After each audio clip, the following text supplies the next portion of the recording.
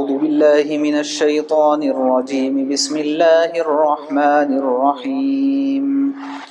ألم تر إلى الذي حاج إبراهيم في ربه أن آتاه الله الملك إذ قال إبراهيم ربي الذي يحيي ويميت قال أنا أحيي وأميت قال إبراهيم فإن الله يأتي بالشمس من المشرق فأت بها من المغرب فبهت الذي كفر والله لا يهدي القوم الظالمين صدق اللہ العظیم۔ ابھی تلاوت کی گئی آیات کا تعلق سورہ بقرہ آیت نمبر 258 سے ہے۔ اس آیت مبارکہ میں اللہ تبارک و تعالیٰ نے حضرت ابراہیم علیہ السلام کا بادشاہ کے سامنے، نمرود کے سامنے دعوت حق کا ذکر کیا ہے۔ جیسے شروع سے بات چل رہی ہے کہ حضرت ابراہیم علیہ السلام کے دعوت کے 4 پہلو ہیں۔ پہلا دعوت کا پہلو اپنے خاندان والوں کو دعوت دینا ہے، دوسرا قوم کے لوگوں کو دعوت دینا ہے، اور تیسرا پہلو ہے وقت کے بادشاہ اور سلطنت کو دعوت دینا۔ یہ بات ہم سب کو یہاں پر سمجھنے کی ہے کہ بہت سارے لوگ جو دعوتی مزاج رکھتے ہیں اور دعوتی کام کو اپنا کام سمجھ کر کے اور اپنا اوڑھنا بچھونا بنا کر کے وہ کافی محنت اور قربانیاں دیتے ہیں، انہیں 2 چیزوں کے اعتبار سے بہت زیادہ آگے بڑھنے اور فکر کرنے کی ضرورت ہے، بہت زیادہ پری پلان رہنے کی ضرورت ہے۔ سب سے پہلے یہ کہ قرآن پاک سے سمجھیں کہ اصول دعوت کیا ہے اور انبیاء علیہم السلام کی دعوت کا طریقہ کار کیا تھا۔ سب سے پہلے قرآن پاک سے اس چیز کو سمجھیں۔ دوسرے یہ کہ دعوت کے لیے جو میدان ہیں ان تمام میادین کا استیعاب کریں۔ عام طور پر ہوتا یہ ہے کہ اگر کوئی شخصیت ہو یا کوئی باضابطہ طور پر آرگنائزیشن ہو یا کوئی جماعت ہو تو وہ دعوتی کام کا جب آغاز کرتے ہیں تو ایک مخصوص طبقے کو اپنا ٹارگٹ بنا کر کے کام کرتے ہیں، جس کے نتیجے میں عام طور پر صورتحال یہ ہے کہ جتنا کام ہوتا ہے، خواہ وہ کسی بھی طبقے سے تعلق رکھنے والے لوگ ہوں، خواہ وہ جماعت اسلامی سے تعلق ہوں، خواہ وہ تبلیغی جماعت سے تعلق ہوں، خواہ وہ اہل حدیث حضرات سے تعلق ہوں یا ان کا تعلق دیوبندی حضرات سے ہوں، کسی سے بھی تعلق، لیکن بات جو پہنچ رہی ہے وہ زیادہ تر متوسط طبقے کے ایک محدود لوگوں تک بات پہنچ رہی ہے۔ خاص طور سے جو بڑا اونچا طبقہ ہے، مثلا عہدے داران ہیں اور سلطنتوں پر قائم جو وزراء ہیں وہ، یا پھر یہ کہ جن کی ہاتھ میں حکومتیں ہیں وہ لوگ، جو علاقوں کے رئیس اور نواب سمجھے جاتے ہیں، ایسے لوگ، تو ایک طرف یہ طبقہ پورا کا پورا بے دینی اور بے اصولی اور اس طرح ظلمت اور اندھیریوں کے اندر زندگی گزار رہا ہے، بلکہ دین اور اسلام کو اس طرح کے بہت سارے لوگ اپنے لیے ایک بہت ہی بڑی قید تصور کرتے ہیں۔ دوسری طرف جو سب سے ادنا اور غریب طبقہ ہے، ان کے پاس بھی دین اور ایمان کا کوئی تصور پہنچا ہوا نہیں ہے۔ اس لیے یہ ایک بہت بنیادی ضرورت ہے کہ ہم قرآن پاک سے اور احادیث مبارکہ سے اسلوب دعوت، اصول دعوت کو سمجھیں اور سمجھ کر کے اس کے مطابق ہم دعوتی نظام کو چلائیں۔ چنانچہ آج کی جو ہماری ٹاپک ہے وہ یہ کہ حضرت ابراہیم علیہ السلام نے نہ صرف اپنے گھر والوں کو اور نہ صرف اپنی قوم و ملت کو، بلکہ آگے بڑھ کر کے بادشاہ تک بھی آپ نے بات پہنچائی ہے۔ اور اس واقعے کو اللہ نے قرآن پاک میں اس لیے بیان کیا کہ امت محمدیہ کو یہ بات سمجھ میں آ جائے کہ ان کی ذمہ داری اپنے گھر والوں کو دین پر لانے کی بھی ہے اور ان کی ذمہ داری اپنے قوم کے ہر فرد کی فکر کرنے کی بھی ہے، اور امت محمدیہ کی ذمہ داری اپنے بادشاہ اور وزراء تک دین کی بات پہنچانے کی بھی ہے، خواہ انہیں اس بات پر اطمینان ہو کہ یہ لوگ ہماری بات مان لیں گے یا اطمینان نہ ہو، دونوں صورتوں میں ذمہ داری ہے کہ بات وہاں تک پہنچائے۔ اسی وجہ سے یہ واقعات کو قرآن پاک میں بیان کیا گیا ہے، اور قرآن پاک قیامت تک آنے والے لوگوں کے لیے راہ ہدایت قرار دیا گیا ہے۔ چنانچہ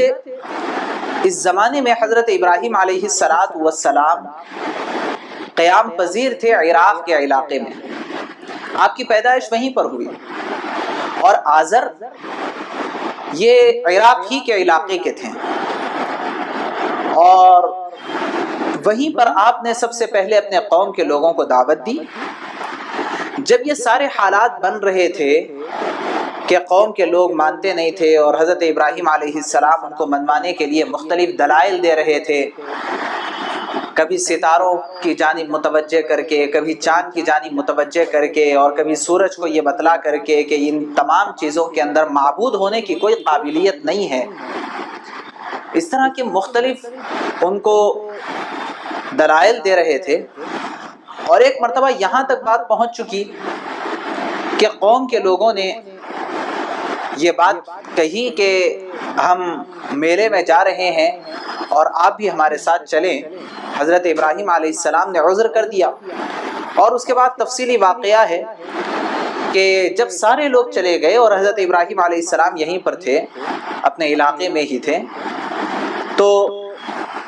اس وقت حضرت ابراہیم علیہ السلام نے تمام کے تمام بتوں کو توڑ دیا، فَجَعَلَهُمْ جُذَاذًا إِلَّا كَبِيرًا لَهُمْ لَعَلَّهُمْ إِلَيْهِ يَرْجِعُونَ۔ ایک بڑے بت کو حضرت ابراہیم علیہ السلام نے چھوڑ دیا اور سب کو توڑ دیا۔ جب وہ واپس آئے اور یہ گد بنی ہوئی دیکھی، بہت پریشان ہوئے اور آپس میں مشورہ کیا، معلومات کیے کہ کس نے ایسا کیا ہوگا۔ تو لوگوں نے کہا کہ ہمارے درمیان ایک نوجوان ہے جس کو ابراہیم کہا جاتا ہے، سمعنا فتى يذكرهم يقال له ابراہیم قالوا فأتوا به على اعین الناس، ان کو لوگوں کے سامنے پیش کرو، لعلهم يشهدون، تاکہ ممکن ہے کہ وہ گواہی دے دیں۔ جب پیش کیا گیا تو حضرت ابراہیم علیہ السلام نے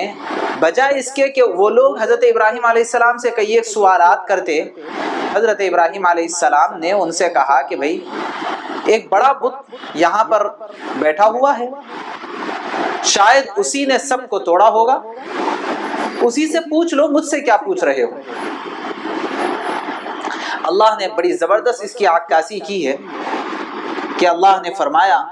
ثم نکسوا علی رؤوسہم، وہ لوگ اپنے سر نیچے کر چکے اور بہت شرمندہ ہو گئے، دل میں یہ کہنے لگے کہ اس کو تو بات کرنے ہی نہیں آتا،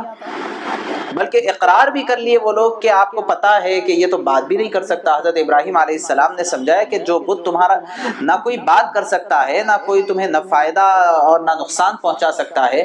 تم آخر کس چیز کی عبادت کر رہے ہو۔ بہرحال قوم و ملت کو سمجھانے کے لیے جو یہ سرگرمیاں حضرت ابراہیم علیہ السلام کی چل رہی تھی، اور اس کے ساتھ ساتھ حضرت ابراہیم علیہ السلام نے جو جرأت کا معاملہ کیا ہے کہ باطل کے خلاف آواز اٹھانا، یہ ایک ہمت کی چیز ہوتی ہے، اور یہ ہمت کرنا چاہیے، کوئی بہت بڑی چیز نہیں ہے۔ جب بندہ ہمت کرتا ہے تو اللہ تبارک و تعالیٰ کی جانب سے مدد آتی ہے، لیکن اللہ اس مدد کو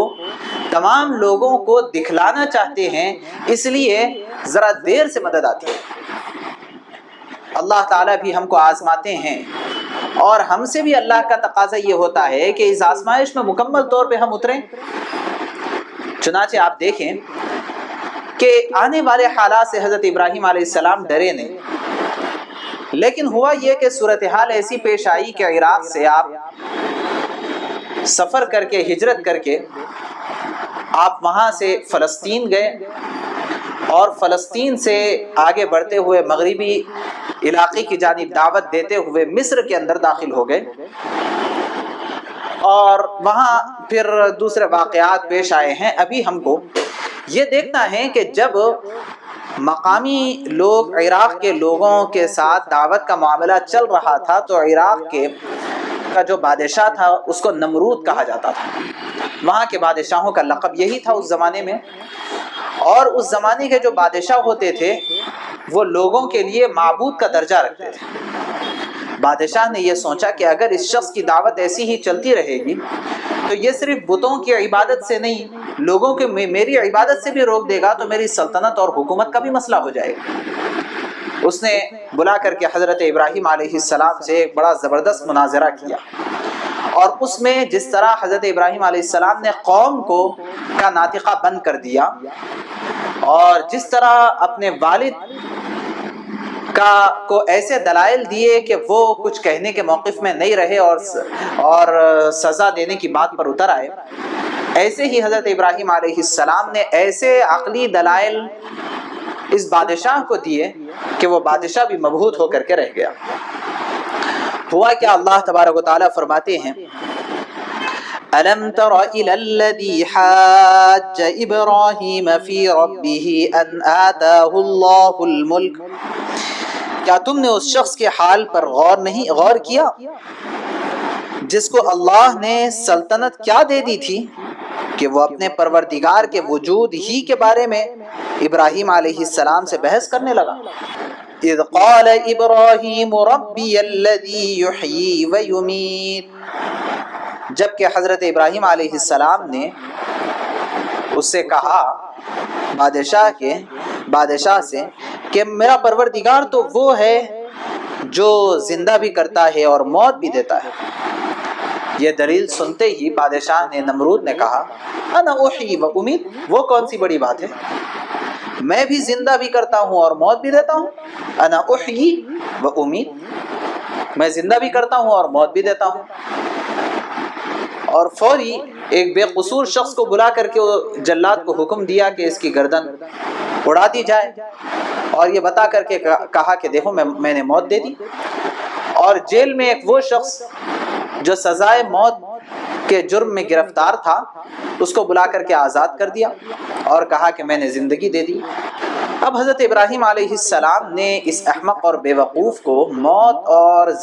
زندگی کی حقیقت سمجھانے کی کوئی کوشش نہیں کی. اب یہ سمجھاتے بھی حضرت ابراہیم علیہ السلام تو وہ باتوں پر باتیں بناتا اور کوئی فائدہ تو نہیں ہوتا. اس سے سمجھ میں آیا کہ سامنے والا جتنی بات کو قبول کر سکتا ہے اور جتنی دلیل کو سامنے والا ایکسپٹ کر سکتا ہے اور جتنی بات سن کر کے وہ بات سمجھ سکتا ہے یا جواب دینے کے موقف میں نہیں رہتا اور مبہوت اور خاموش ہو جاتا، بس اتنی ہی بات اس کے سامنے کرنا چاہیے. یہاں بات کا تقاضا تو یہ تھا کہ حضرت ابراہیم علیہ السلام یہ کہتے کہ نہیں، زندہ کرنا اس کو نہیں کہتے ہیں، بلکہ جو آدمی مرا ہوا ہو اس کو زندہ کر کے اٹھا دے. اور موت دینا اس کو نہیں کہتے کہ بلا کر کے تم جو ہے کسی کو قتل کر دو. یہ زندگی اور موت کی حقیقت کو سمجھانے کے پیچھے حضرت ابراہیم علیہ السلام نے کوئی وقت خراب نہیں کیا، کیونکہ یہاں کوئی اس کو علم سکھانا مقصود نہیں تھا، بلکہ مقصود اس بادشاہ کو ایسی دعوت دینا تھا کہ اس کے اندر جو ربوبیت اور الوہیت کا تکبر اور ہوا چڑھا ہوا تھا اس سے وہ پیدل ہو جائے. چنانچہ حضرت ابراہیم علیہ السلام نے فوری اپنا پینترا تبدیل کیا اور کہا قال ابراہیم فإن اللہ یأتی بالشمس من المشرق. حضرت ابراہیم علیہ السلام نے کہا کہ بے شک اللہ تبارک و تعالی سورج کو مشرق سے نکالتا ہے، فأتی بها من المغرب، اب تم مغرب سے سورج کو نکال کر کے دکھاؤ. یہ بات سننا تھا کہ وہ کیا کہتا، بیچارہ مبہوت ہو کر کے رہ گیا، کوئی جواب اس سے بند نہیں پڑا. اللہ نے فرمایا فبہت الذی کفر، تو یہ کافر شخص مبہوت ہو گیا.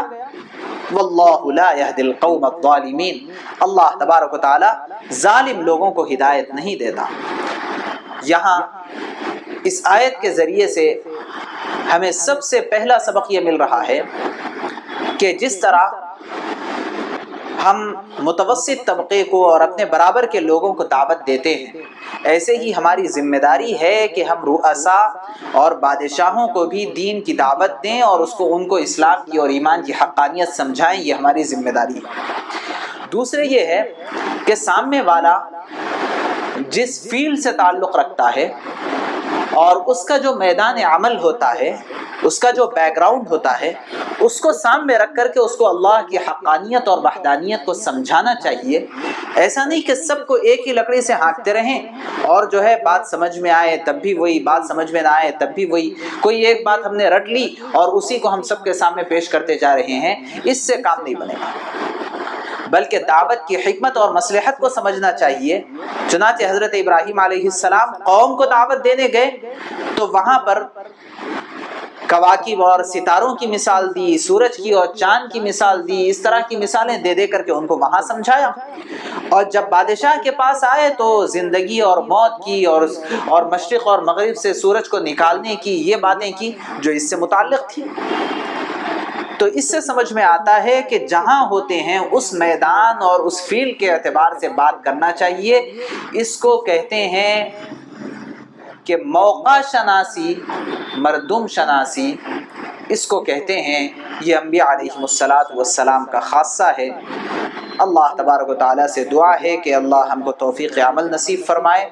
کل انشاءاللہ حضرت ابراہیم علیہ السلام کا وہ واقعہ جس میں حضرت اسماعیل علیہ السلام کی قربانی کا ذکر ہے، اس کا تذکرہ ہوگا۔ وما علینا الا البلاغ۔